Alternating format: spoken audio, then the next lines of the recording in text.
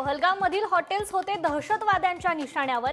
एप्रिलच्या सुरुवातीलाच गुप्तचर यंत्रणेकडून अलर्ट, सूत्रांची माहिती। पाकिस्तानकडून सलग 8व्या दिवशी शस्त्रसंधीचं उल्लंघन। पाकिस्तानकडून एलओसीवर पुन्हा गोळीबार। भारतीय सैन्याकडून चोख प्रत्युत्तर।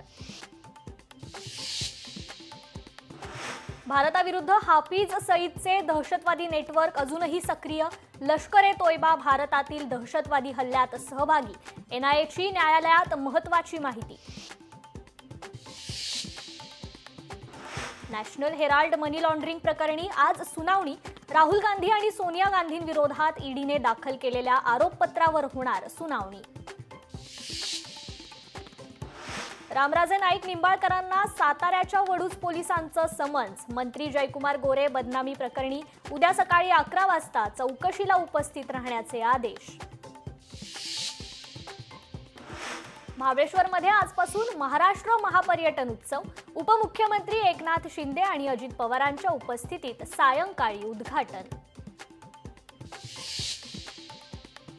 आजपासून केदारनाथ यात्रेला सुरुवात। मोठ्या संख्येनं भाविक दाखल। पहलगाम हल्ल्यानंतर तगड्या बंदोबस्तात यात्रेला सुरुवात। दिल्लीमध्ये वादळी वाऱ्यासह पाऊस। रस्त्यावर पाणी साचल्याने वाहतुकीवर परिणाम। दृश्यमानतेवर परिणाम झाल्याने हवाई वाहतूकही प्रभावित। बेपत्ता असणाऱ्या पाकिस्तानी लष्कर प्रमुखाचं अखेर दर्शन। रणगाड्यावर चढून पाकिस्तानी सैन्याशी संवाद साधताना मुनीर कॅमेऱ्यात कैद। एवढे दिवस पाक लष्कर प्रमुख मुनीर होते तरी कुठे सवाल।